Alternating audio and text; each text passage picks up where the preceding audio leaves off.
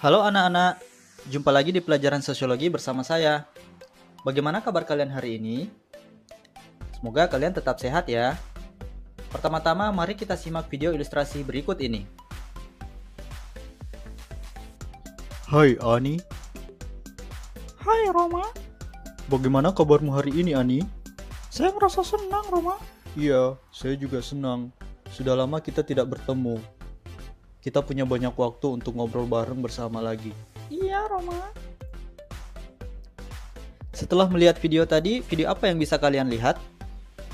Ya, betul. Video tadi menampilkan orang yang sedang melakukan percakapan atau interaksi. Kira-kira mengapa mereka melakukan interaksi? Apa tujuan mereka melakukan interaksi? Terus, bagaimana tahapan mereka melakukan interaksi?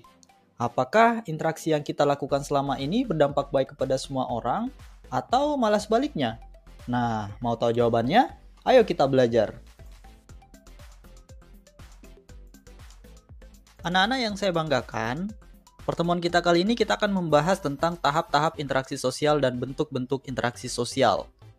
Adapun kompetensi dasar dan indikator yang akan kita capai adalah sebagai berikut.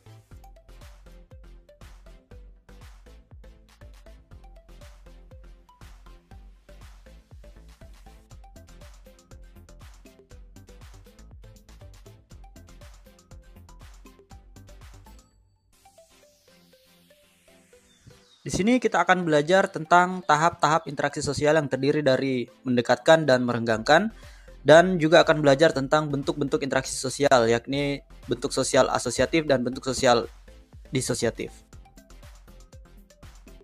Anak-anak yang saya banggakan, di dalam melakukan interaksi sosial, ada dua tahap yang perlu kita pahami, yakni tahapan yang bisa mendekatkan dan tahapan yang bisa merenggangkan orang-orang yang saling berinteraksi. Tahap yang mendekatkan diawali dari tahap memulai, menjajaki, meningkatkan, menyatupadukan, dan mempertalikan. Contohnya, pada saat Anda memulai masuk sekolah, kemudian menjajaki hubungan dengan orang lain melalui tegur sapa, saling berkenalan, dan bercerita.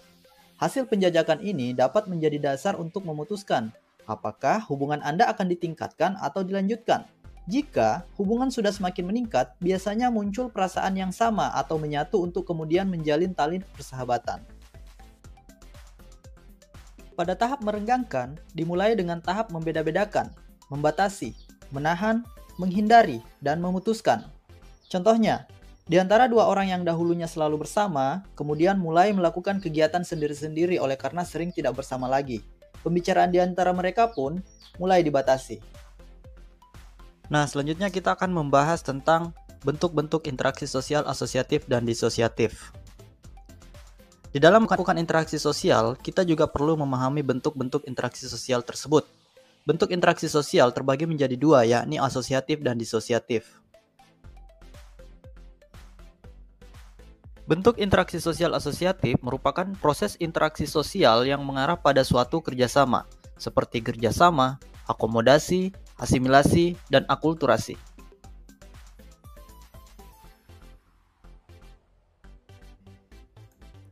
Kerjasama muncul ketika masing-masing pihak memiliki kepentingan yang sama dan pada saat bersamaan mereka memiliki kesadaran untuk bekerja sama dalam mencapai kepentingan tersebut.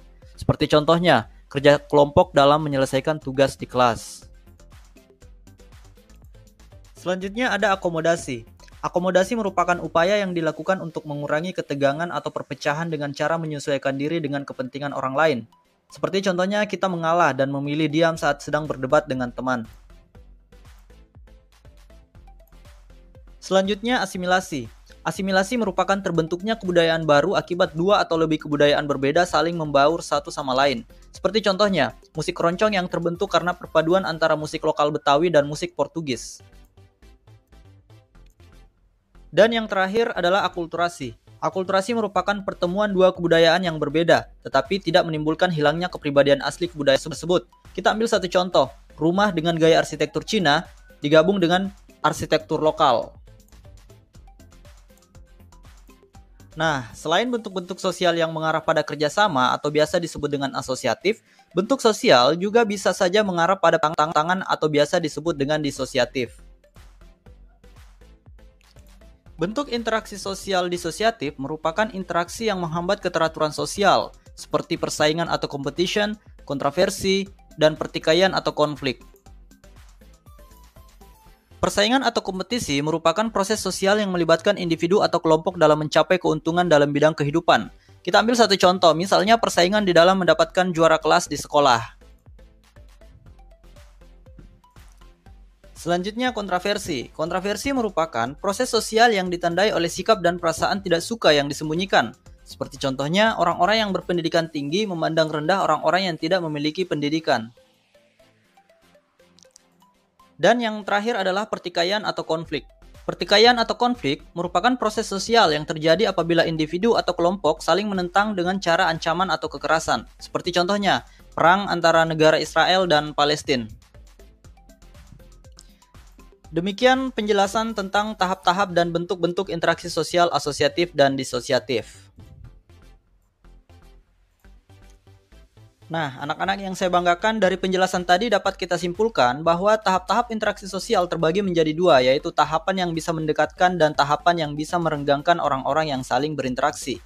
Selain itu, kesimpulan lain yang bisa kita ambil yakni bentuk-bentuk interaksi sosial asosiatif adalah proses interaksi sosial yang mengarah pada suatu kerjasama, seperti kerjasama, akomodasi, asimilasi, dan akulturasi. Sedangkan bentuk sosial disosiatif adalah interaksi yang menghambat keteraturan sosial, seperti contohnya persaingan atau competition, kontroversi, dan pertikaian atau konflik. Baiklah anak-anak, selanjutnya silahkan kalian jawab pertanyaan berikut. Berdasarkan gambar, aksi demonstrasi yang dilakukan oleh mahasiswa dalam menentang kebijakan pemerintah merupakan bentuk sosial? Yap, betul. Jawabannya adalah bentuk sosial disosiatif. Baiklah anak-anak, agar lebih memahami materi ini, silahkan kalian kerjakan LKPD di link berikut. Sekian pertemuan kita kali ini. Terima kasih atas perhatiannya. Sampai jumpa di pertemuan berikutnya.